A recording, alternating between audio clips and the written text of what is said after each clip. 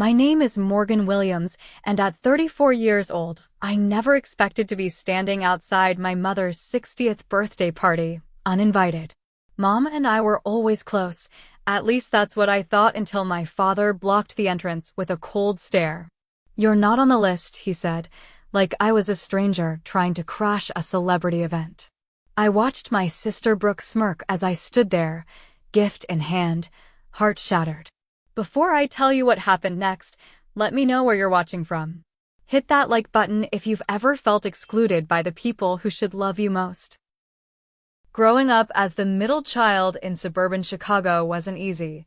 I existed in the shadow between my older sister Brooke, the academic superstar, and my younger brother Tyler, the baby everyone adored. Our family photos tell the story. Brooke center stage with trophies, Tyler being coddled, and me, well, I was just there, often half-cropped out of the frame. Mom was different though. At least she used to be. When I was 7, I remember coming home devastated after not being invited to Melissa Anderson's birthday party. While Dad dismissed it with "not everyone gets invited to everything," Mom sat with me and made paper party hats. We had our own little celebration, just us two. "You're special in your own way, Morgan," she whispered. Never forget that. When I was 12, I won 3rd place in the science fair with my solar system model.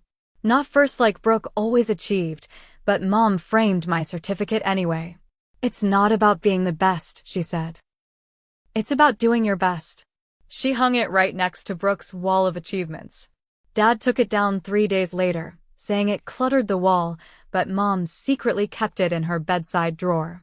During my 16th birthday, when friends canceled last minute for a more popular girls' party, Mom drove me 2 hours to the city for a musical I'd been dying to see. We dressed up, had dinner at a fancy restaurant, and she treated me like I was the most important person in the world. Sometimes it's quality, not quantity, that matters with relationships, she assured me. These moments were my anchors, proof that someone in my family truly saw me. But things changed when I left for college. Unlike Brooke, who stayed close to home at Northwestern, I ventured further to Boston University. "Why so far?" Dad complained. "Are we not good enough for you?" That distance, initially geographic, gradually became emotional. After college, I surprised everyone, including myself, by thriving in the tech industry. While Brooke followed Dad into the family insurance business and Tyler floated between bartending jobs, I climbed the corporate ladder aggressively. By 34, I was director of operations at Vertex Technologies, managing over 200 employees and a budget that made my father's insurance agency look like a lemonade stand. My success created a rift. During holidays, conversations became landmines. "So you're still at that computer company?" Dad would ask, though I'd sent family gift baskets with Vertex's logo every Christmas for 5 years. "When are you going to settle down and give your mother grandchildren?" was the inevitable follow-up, despite Brooke and her boyfriend Jesse not having children either. But the real tension was with Brooke. 3 Thanksgivings ago, after too many glasses of wine, she cornered me in the kitchen. "You think you're so special with your fancy Boston life," she hissed, slicing into the pumpkin pie with unnecessary force. "You have no idea what it's like here, dealing with Mom and Dad every day while you send occasional gifts and think that counts as family." "I call every week," I defended myself. "I invite you all to visit." To show off, she snapped. "Everything's a competition with you, Morgan. Always has been." The irony of that statement coming from Brooke was staggering. I'd spent my childhood watching her collect accolades while I clapped from the sidelines.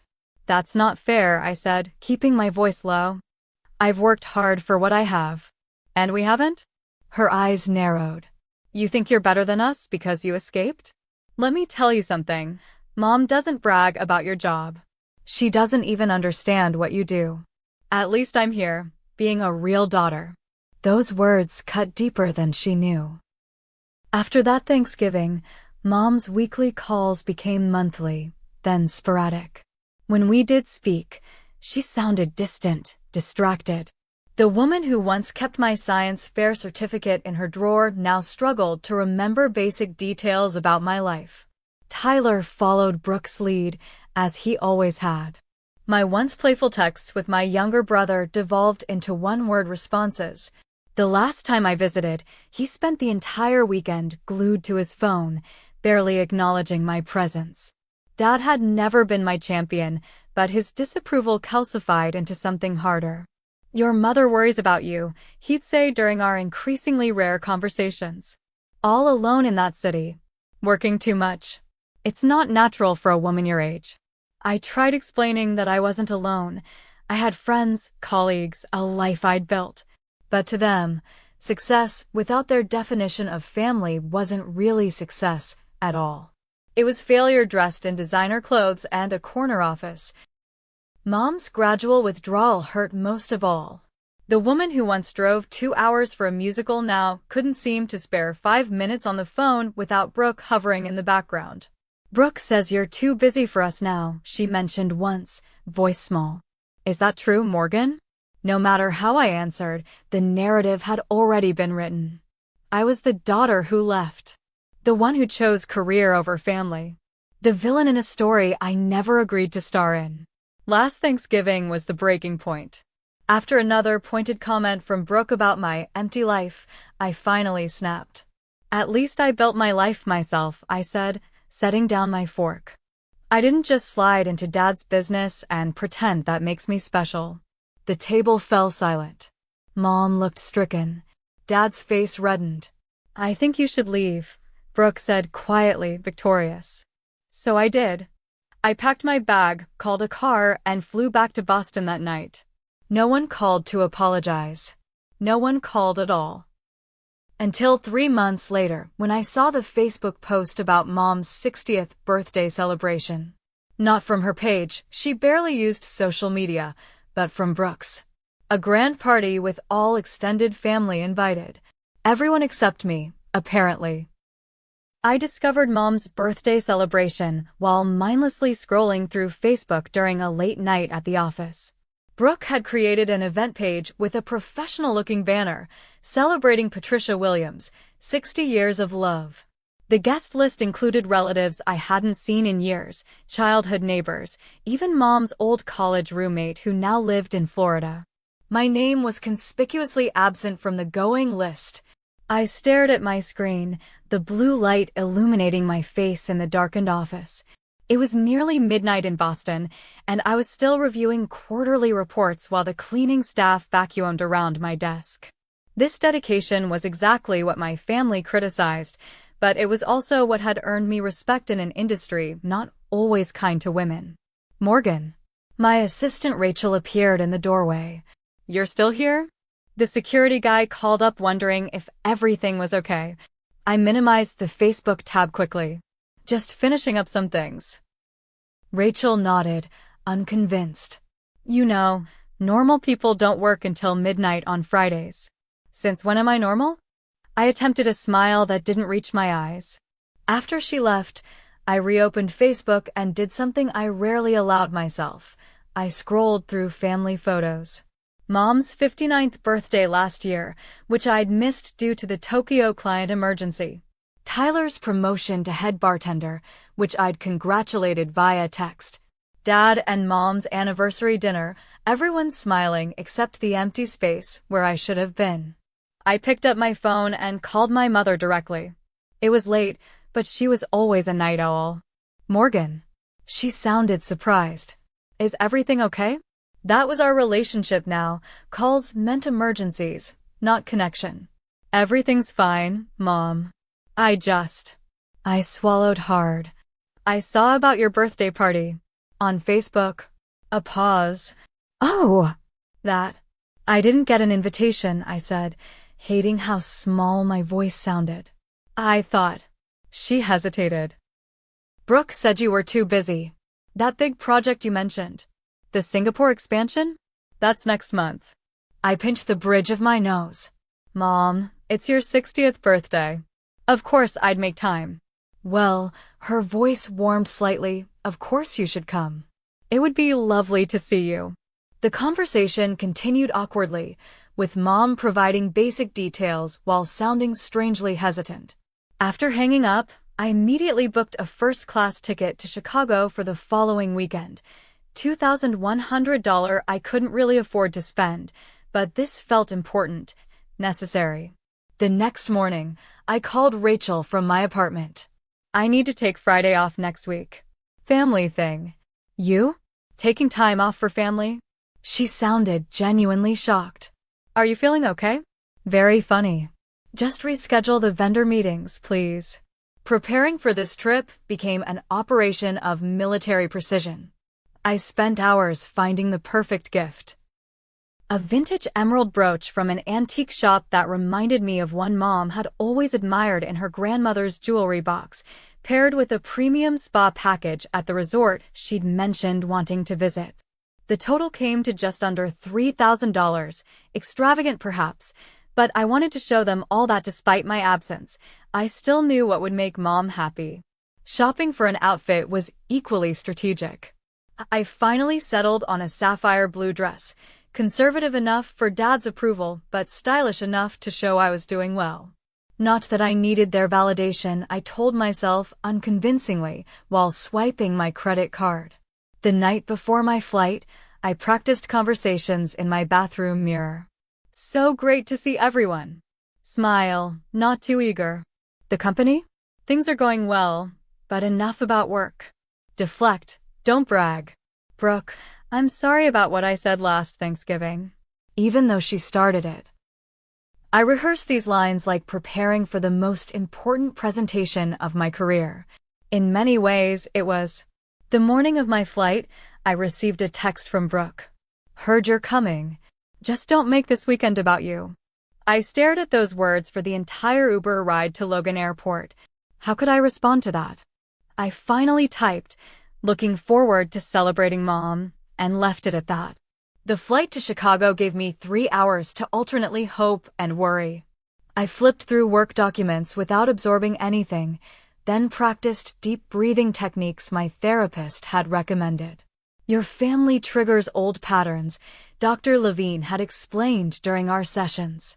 Remember you're returning as the adult you are now, not the child you were then. Easy to say. Harder to feel when approaching the gravitational pull of childhood dynamics. I checked into the Westin downtown rather than staying at my parents' house in the suburbs. Another decision that would likely be interpreted as Morgan being too good for us, but the thought of sleeping in my old bedroom, still decorated with my high school debate team pennants, was unbearable. I needed neutral territory, somewhere to retreat if things went badly. That evening, I ordered room service and laid out my outfit for tomorrow. The blue dress. Silver heels that weren't too high. Simple pearl earrings that had been a college graduation gift from Mom. Everything calculated to send the right message. Successful but not showy. Professional but still feminine.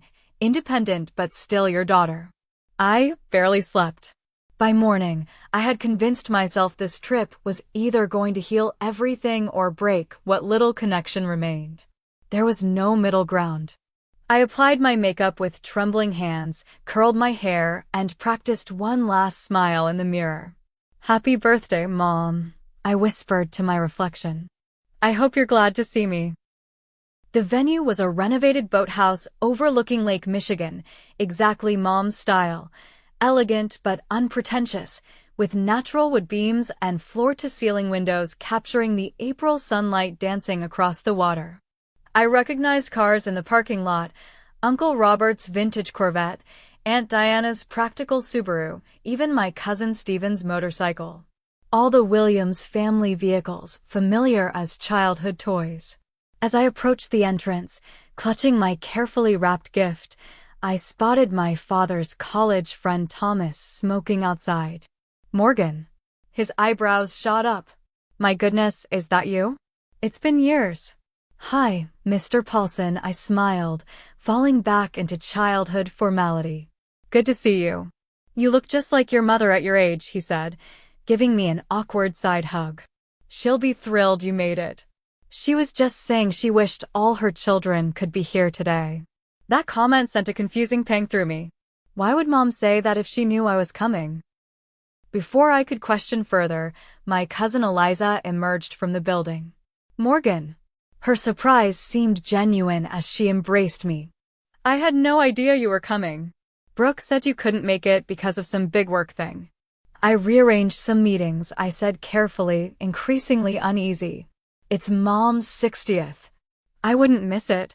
Eliza's expression shifted subtly. Right. Well, everyone's inside. Your mom looks beautiful.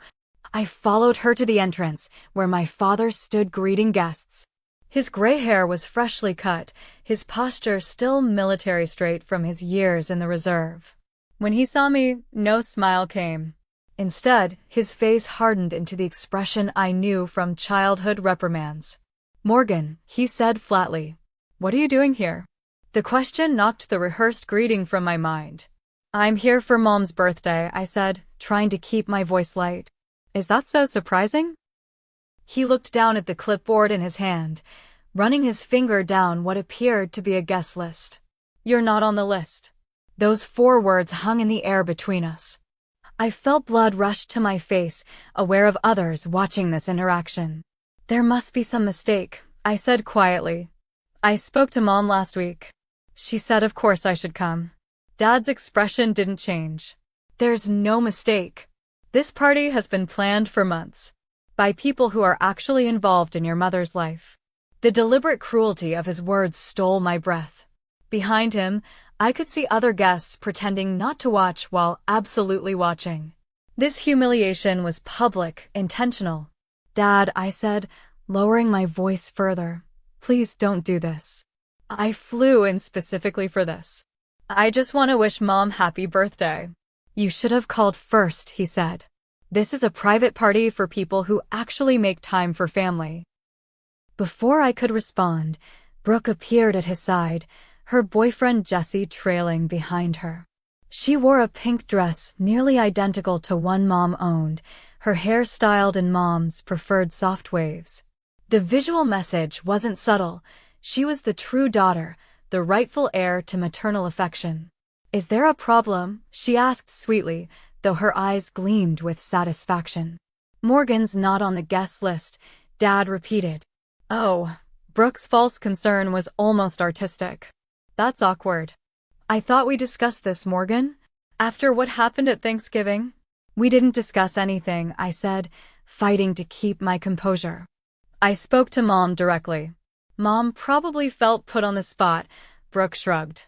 You know how she hates confrontation. I looked past them, trying to locate my mother in the crowd inside. Where is she? I'd like to speak with her myself. She's busy with her actual guests, Dad said. I'm not going to let you upset her on her birthday. I noticed Jesse shifting uncomfortably behind Brooke, his gaze fixed on the ground. He was tall, conventionally handsome with dark hair and glasses, wearing a suit that looked expensive, but slightly too large. I'd never met him before, only seen him in Facebook photos. He seemed distinctly uncomfortable with the scene unfolding. As I stood there, gift in hand, I overheard an older woman whisper, "Is that Morgan?" I thought she wasn't speaking to the family anymore. Another voice, Cousin Stephen's wife perhaps. Brooke said she called Patricia an unsupportive mother at Thanksgiving. Can you imagine? And then Brooke herself, not bothering to lower her voice. Did she really think she was welcome after what she said? In that moment, I understood with crystal clarity. This rejection wasn't impromptu. It was planned, probably anticipated with pleasure. I was being punished, not just excluded. I took a deep breath and steadied myself.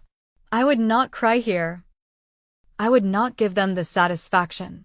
I understand, I said, surprising myself with how calm I sounded. Please give this to Mom. It's her birthday gift. I handed the beautifully wrapped package to my father, who took it reflexively. Tell her I love her and hope she has a wonderful birthday, I continued, maintaining eye contact with him. That's all I came to say. Without waiting for a response, I turned and walked away, back straight, pace measured. I didn't allow myself to rush, though every instinct screamed to run from this humiliation. Behind me, I heard Brooke's laugh, then my father's deeper voice, saying something I couldn't quite catch. I made it all the way to my rental car before my hands started shaking so badly I couldn't get the key into the ignition. The carefully applied mascara was in danger of creating black rivers down my cheeks. I gripped the steering wheel, focusing on my breathing. In, 2, 3, 4. Out, 2, 3, 4. I would not break down in this parking lot. I would drive back to the hotel, pack my things, change my flight, and be back in Boston by tomorrow. This chapter would be closed forever. No more attempts at reconciliation, no more holiday phone calls, no more pretending we were a family instead of people who once lived in the same house. I was about to start the car when a knock on my window nearly caused me to jump out of my skin. Jesse, Brooke's boyfriend, stood beside my car, gesturing for me to roll down the window. His expression was concerned, almost apologetic. For a moment, I considered ignoring him and driving away, but curiosity won out. I lowered the window partway. "Morgan," he said, then cleared his throat nervously. "Miss Williams, I mean." "Just Morgan is fine," I replied automatically, then frowned. "Wait, how do you know to call me Ms. Williams?" Jesse glanced back toward the venue, then at me again. "Because I work at Vertex Technologies in Boston. I'm in the software engineering department. 3rd floor." My mind raced through employee directories, trying to place him. Jesse Lawson, he supplied. "I joined about 8 months ago. I transferred from the Chicago office to be closer to Brooke on weekends. I recognized you immediately when I saw you today. The universe has a twisted sense of humor sometimes. Of all the tech companies in Boston, my sister's boyfriend worked at mine." I'd been so busy with the operations side that I hadn't connected the dots about a new engineer. "Does Brooke know you work for me?" I asked. "Not exactly," he admitted, looking increasingly uncomfortable. "She knows I work at Vertex, but I never specified that you were, well, essentially your boss." I finished for him. The organizational chart at Vertex meant that while Jesse didn't report directly to me, I was definitely in his upward management chain. "May I sit down?" he asked, gesturing to the passenger seat. "I feel like I owe you an explanation."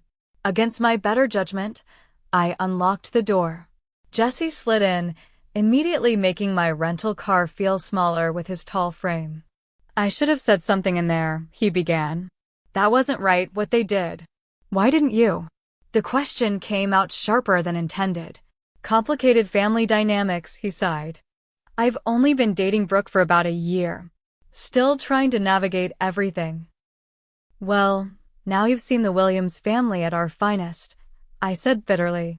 "That's actually why I followed you out here," Jesse said, turning to face me directly. "What happened in there wasn't spontaneous. It was discussed in advance." My stomach tightened. "What do you mean?" "Last night, at the rehearsal dinner, Brooke and your dad were talking about what to do if you showed up. Your dad said he'd handle it. Your mom wasn't part of that conversation." The revelation that they'd actually planned my humiliation was somehow worse than thinking it was an impulsive cruelty. "Does my mother even know I tried to come today?" I asked. Jesse hesitated. "She asked about you earlier. Wondered if you might surprise her. Brooke told her you'd sent your regrets weeks ago." "That's a lie," I whispered. "I never." "I know," Jesse nodded. "I've picked up a lot over the past year. Brooke talks about you constantly."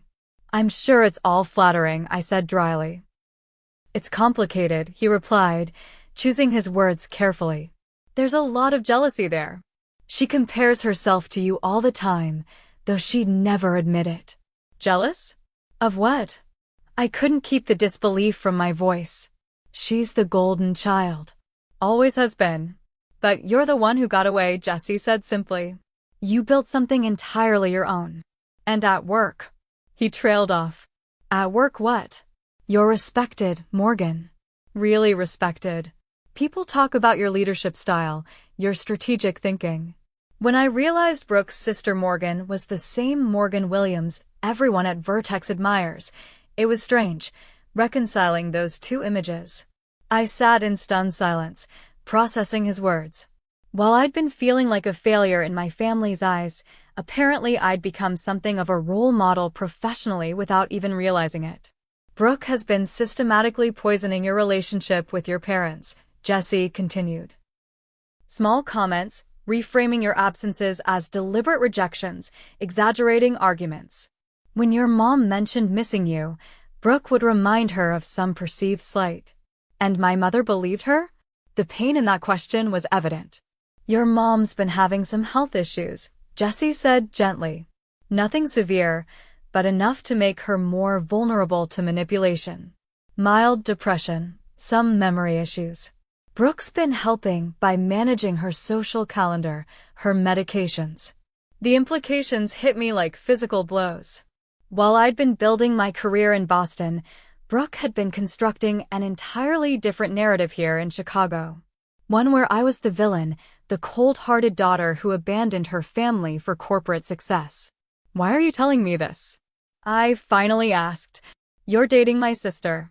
Your loyalty should be to her. Jesse looked down at his hands. Because what happened in there was wrong. And because at Vertex, I've seen how you treat people. With respect, even when they make mistakes. The stories don't match up. He paused. Also, selfishly, it's awkward when your girlfriend's family drama involves your boss. Despite everything, that made me laugh a little. I can imagine. So, what are you going to do? He asked. I stared out at Lake Michigan, its surface glittering in the spring sunshine. The easy path would be to drive away, return to Boston, and finally sever these painful ties.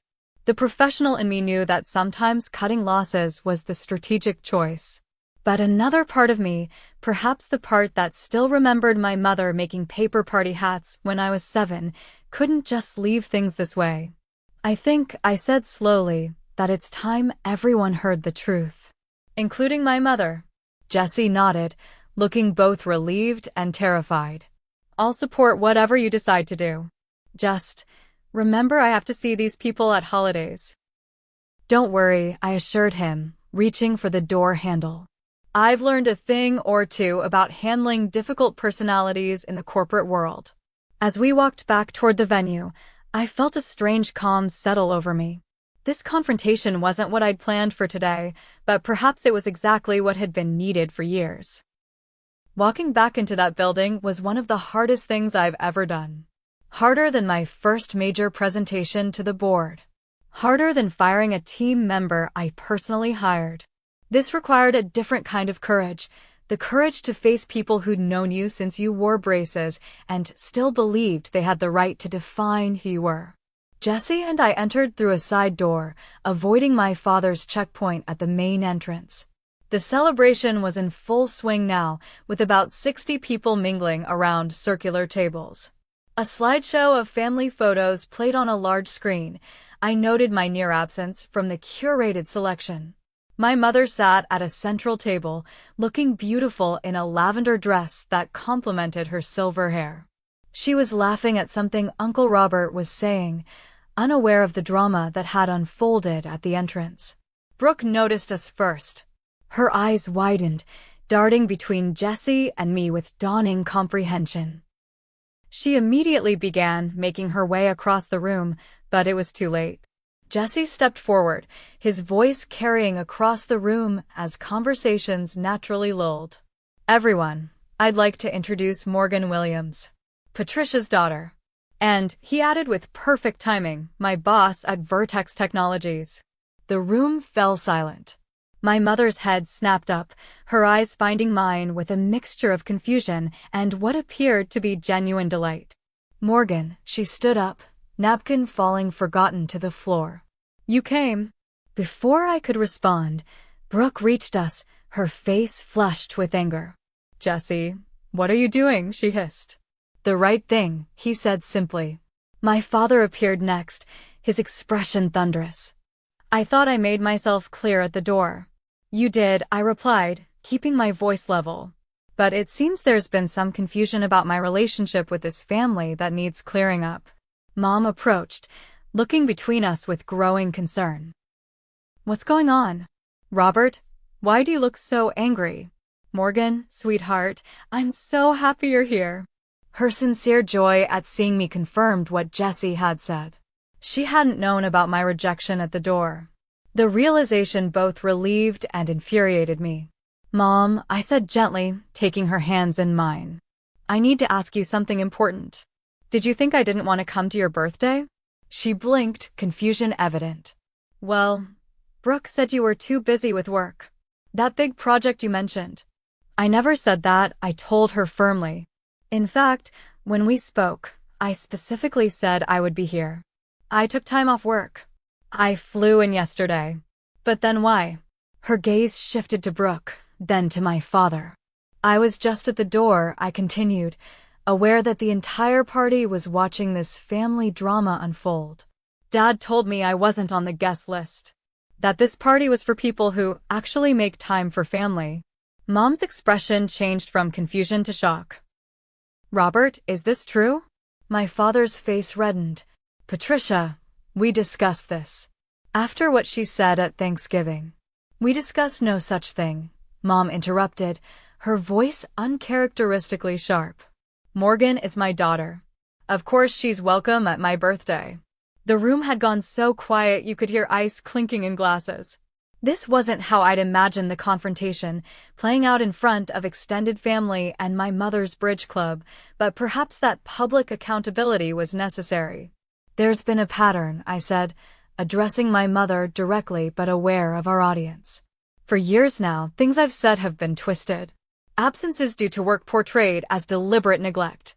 My life choices framed as rejections of family." Brooke stepped forward, her smile tight. "This is hardly the time or place, Morgan. Always making everything about yourself, even Mom's birthday." "That's exactly what I mean," I gestured toward her. "That characterization of me. Selfish, self-centered. It's the narrative that's been created. But it's not true." I turned to face the room at large. "Many of you have known me since childhood. I've never been perfect, but I've always loved my family. My career took me to Boston, not Mars. Phone calls work both ways. Visits work both ways." My cousin Stephen nodded slightly, and I saw Aunt Diana whisper something to Uncle Robert. "Brooke," I continued, keeping my voice professional, "the same tone I used in difficult negotiations at work has been systematically undermining my relationship with our parents. Exaggerating conflicts. Reframing my achievements as abandonments." "That's ridiculous," Brooke scoffed, but her eyes darted nervously. "Is it?" I turned to Jessie. "What did Brooke tell you about me before you met me today?" Put on the spot, Jessie looked uncomfortable but answered honestly. "That you were cold. Career-obsessed. That you'd called your mother unsupportive and said the family was holding you back." "I never said those things," I stated firmly. "It was implied," Brooke insisted. "No, it wasn't," I countered. "At Thanksgiving, after you accused me of thinking I was better than everyone, I defended myself. I said I built my career myself." "That's not an attack on the family.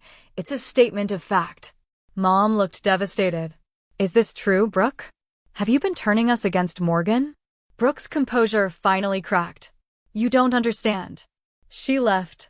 She got to leave and become Ms. Big Shot Executive while I stayed here, taking care of everything, being the good daughter. And what thanks do I get? You still light up more when she calls than when I'm right in front of you." The raw pain in her voice silenced the room.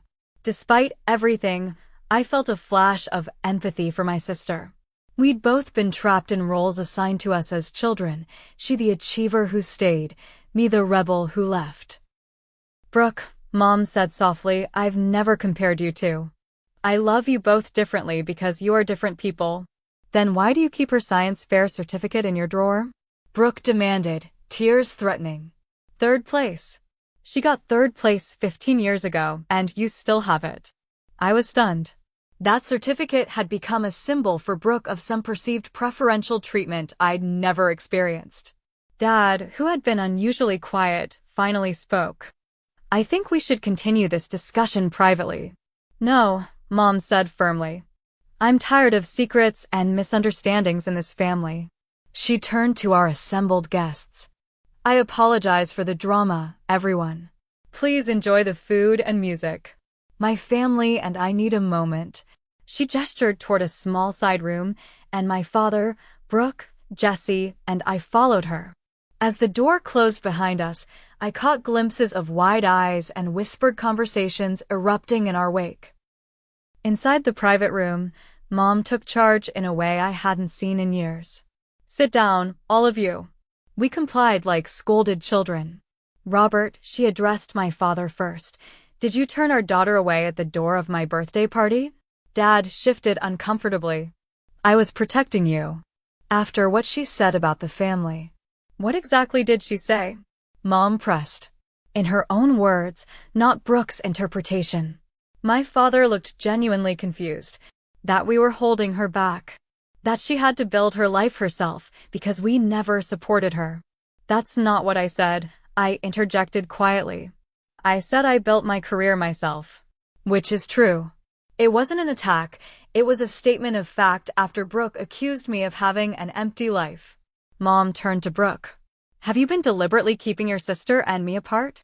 Brooke's defiance crumbled under our mother's direct questioning. I was tired of being taken for granted.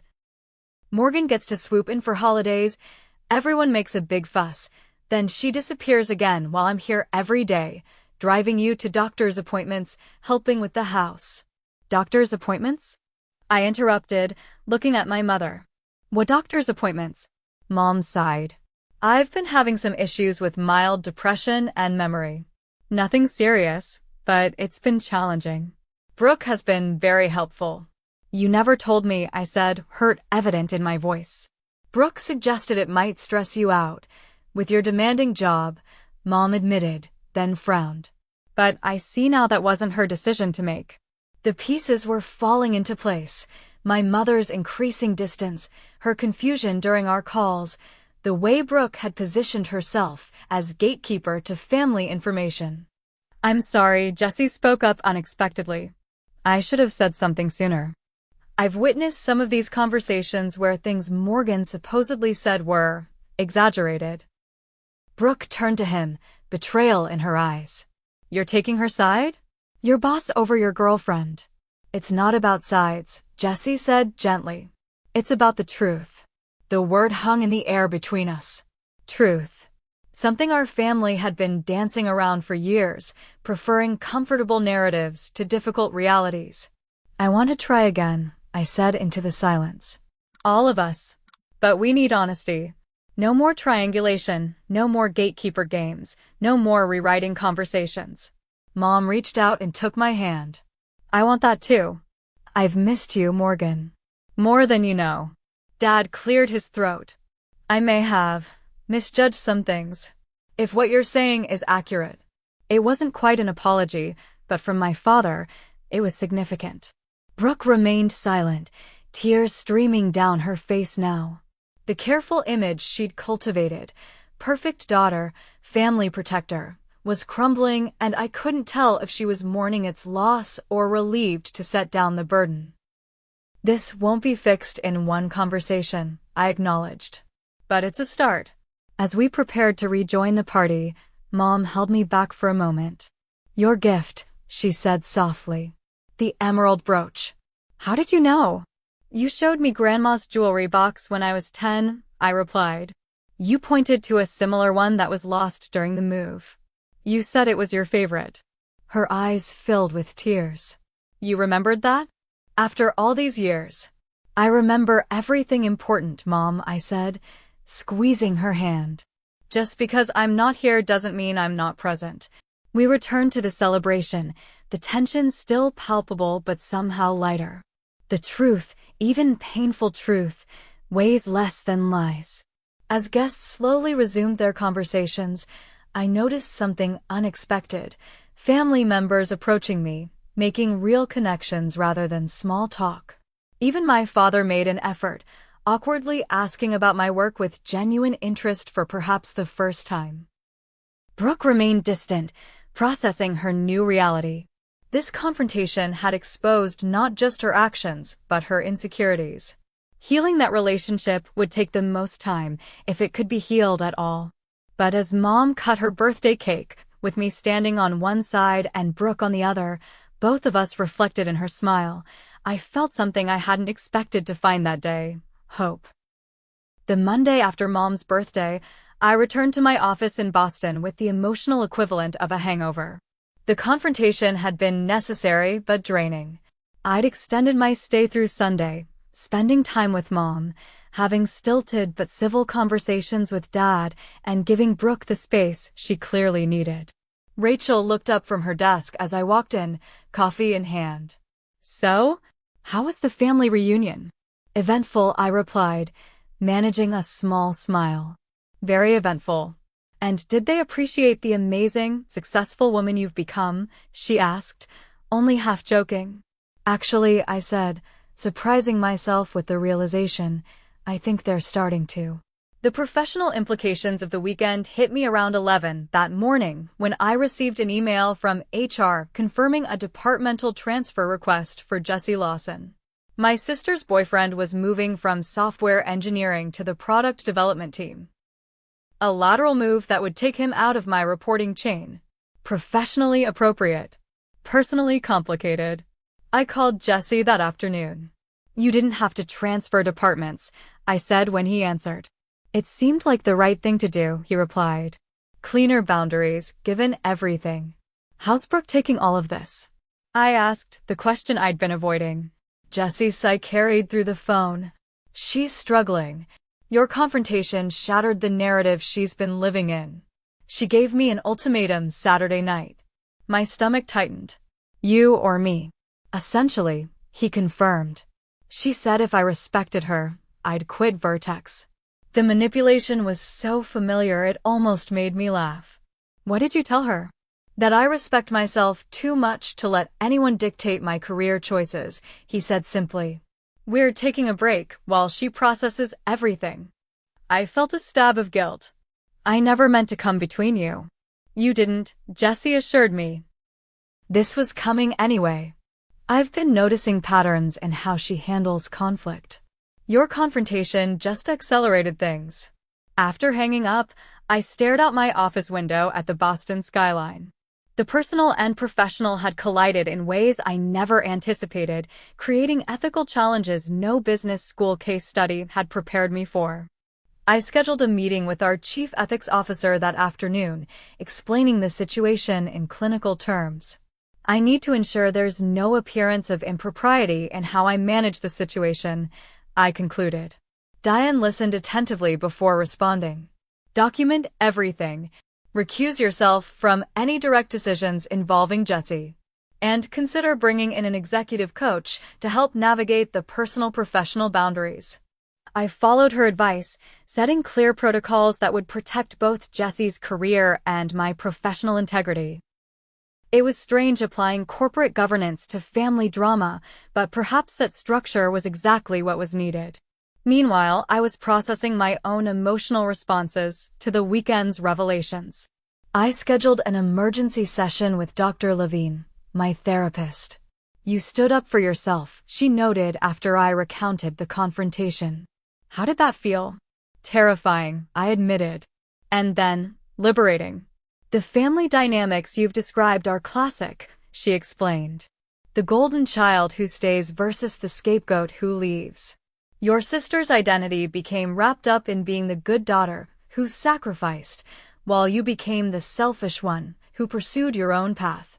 Neither characterization is accurate or fair. How do we fix it?" I asked. Dr. Levine smiled gently. "That's the million-dollar question. It starts with continued honesty and adjusted expectations.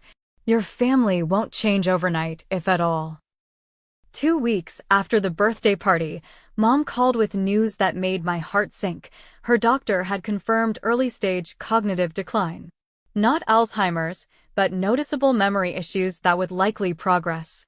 "I should have told you sooner," she said, voice small. Brooke thought. "Mom," I interrupted gently, "I need you to make me a promise. From now on, you'll tell me these things directly. Not through Brooke, not through Dad. We need to rebuild our relationship without intermediaries."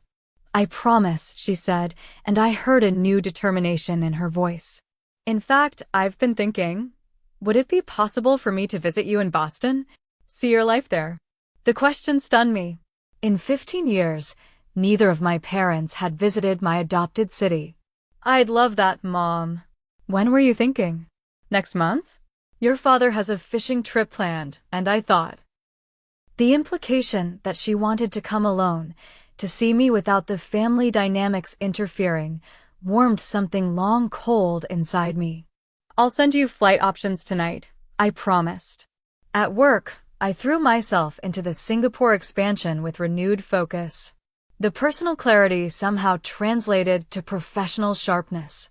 I found myself making bolder strategic decisions, pushing back more confidently against bad ideas, advocating more fiercely for my team. Something's different about you, my boss Alan commented after I successfully negotiated a complicated vendor contract. More centered. I'm learning to bring my whole self to work, I replied, surprising us both with the personal disclosure. The Jessie situation remained delicate. We maintained strictly professional interactions at the office, but occasionally met for coffee on weekends to process the ongoing family drama. His relationship with Brooke remained on pause, though they still communicated sporadically. She's seeing a therapist, he told me during one such coffee. Your mom insisted. That news gave me more hope than anything else. Brooke voluntarily seeking help suggested she might be ready to examine her own role in the family dysfunction. 3 months after the birthday confrontation, I received the most unexpected email of my career. The CEO wanted to meet to discuss a new VP position overseeing global operations. The promotion would mean more responsibility, more travel, and significantly more visibility within the company. During the interview, CEO Stephanie Davis asked something unexpected. The role requires difficult conversations and standing firm under pressure. Tell me about a time you've demonstrated those qualities outside of work. I took a deep breath and shared a carefully edited version of the birthday confrontation, focusing on the principles of truth-telling and boundary setting rather than the messy family details. When I finished, Stephanie nodded thoughtfully. That's exactly why we're considering you for this role, Morgan. Your technical skills are exceptional, but it's your integrity and courage that set you apart. A week later, I accepted the VP position. The first person I called was my mother. I'm so proud of you, she said, her voice clear and present in a way it hadn't been in years. I always knew you were destined for important things. Even when I was getting third place in science fairs? I teased gently. Especially then, she replied. Because you did it your way, not anyone else's. As I hung up, I realized something profound had shifted. For the first time in my adult life, I felt both professionally successful and personally authentic with my family. The walls between those worlds were finally beginning to dissolve. 3 months after the birthday confrontation, my mother stepped off the plane at Logan Airport, her first visit to my Boston life. I waited nervously at the gate, feeling like I was picking up a first date rather than my own mother. Morgan, she called, waving enthusiastically when she spotted me. She looked smaller somehow, more fragile than I remembered, but her eyes were bright and clear. Welcome to Boston, Mom, I said, embracing her.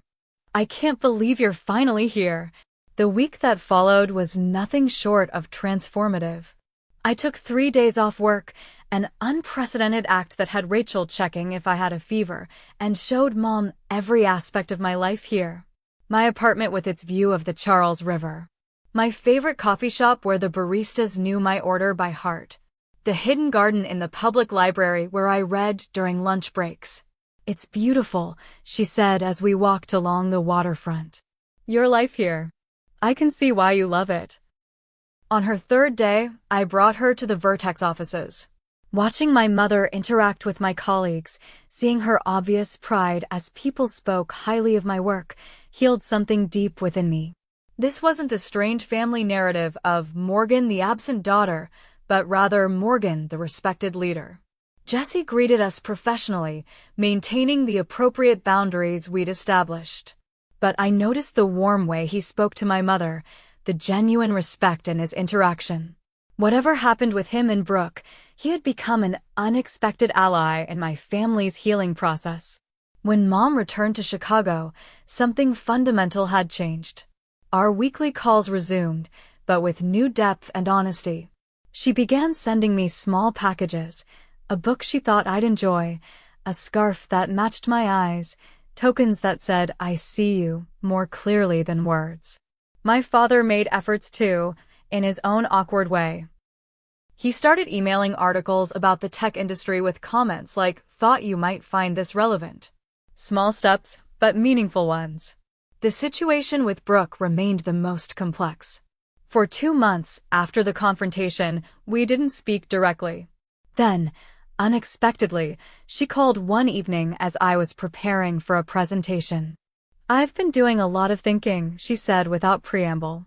"And a lot of therapy." "That's good," I replied cautiously. "I'm not ready to talk about everything," she continued. "But I wanted to say, I understand now that I was wrong about some things. The way I portrayed you to Mom and Dad wasn't fair." It wasn't quite an apology, but from Brooke, it was significant. "Thank you for telling me that," I said.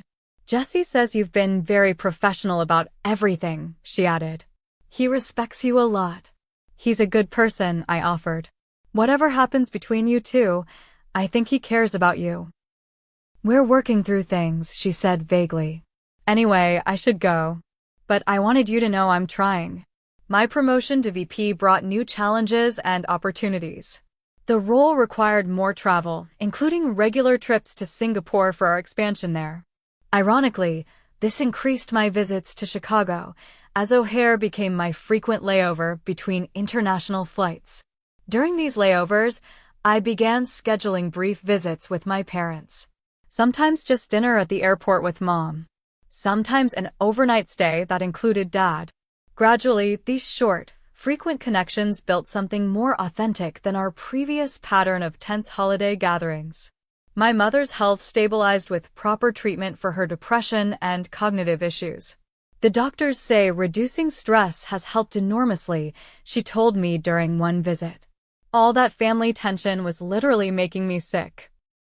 6 months after the birthday confrontation, I hosted Thanksgiving in my Boston apartment, a deliberate reclaiming of the holiday that had been the breaking point the previous year. Mom and Dad accepted the invitation immediately. Tyler came, bringing his new girlfriend. Brooke declined, but sent a surprisingly thoughtful gift basket. As we gathered around my dining table, expanded with a rented table to accommodate everyone, I realized this was the first family gathering that felt genuine rather than performative. We weren't playing roles assigned in childhood, we were adults choosing to connect. "Before we eat," Mom said, raising her glass, "I want to thank Morgan for bringing us together. Not just physically in this beautiful home, but emotionally. Your courage to speak truth has changed our family." Dad nodded, uncharacteristically emotional. "I've been doing a lot of thinking about the kind of father I've been. The kind I want to be going forward. I'm proud of you, Morgan. Your success, yes, but more importantly, your integrity." That acknowledgement, so long desired and never expected, brought tears to my eyes. Later that evening, as everyone helped clean up, another first in Williams' family history, I received a text from Brooke. "Hope dinner went well. Maybe next year." Those 4 words contained more hope than 1,000 forced family photographs. The professional lessons from this personal journey were profound. My leadership style evolved, becoming more authentic and compassionate. I found myself mentoring younger women at Vertex who struggled with work-life boundaries, sharing edited versions of my own journey. Your worth isn't determined by your family's approval or your professional achievements, I told one particularly promising analyst struggling with parental expectations. It comes from living authentically and treating others with dignity. In my next performance review, CEO Stephanie noted, "You've always been excellent at the technical aspects of leadership. Now you're bringing heart to it as well." That combination is rare and valuable. The birthday confrontation that I'd feared would destroy my family had instead begun its transformation. Not into some perfect Hallmark movie unit. We were still messy, still learning, still occasionally falling into old patterns. But we were doing it consciously now, with the courage to call out unhealthy dynamics and the compassion to forgive them. My mother's words during her Boston visit stayed with me. Sometimes being excluded from where you don't truly belong leads you to find where you do. She'd been talking about my career path, but it applied equally to relationships. The painful rejection at her birthday party had ultimately opened the door to more authentic connection. The emerald brooch I'd given Mom became her favorite piece of jewelry, worn to every important family occasion.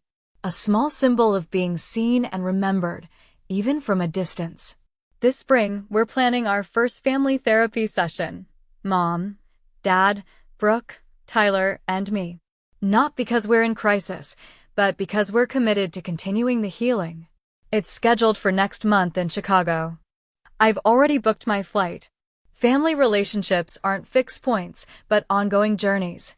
The work of maintaining them never really ends. But I've learned that healthy boundaries aren't walls that separate us from family. They're clear markers that allow us to safely connect as our authentic selves. Have you ever had to stand up to family members who misunderstood or misrepresented you? How did you handle it? Share your experience in the comments below. If this story resonated with you, please hit that like button and subscribe for more stories about navigating complex relationships and finding your authentic voice. Thank you for listening to my journey, and remember, sometimes the path to healing begins with the courage to speak your truth, even when your voice shakes.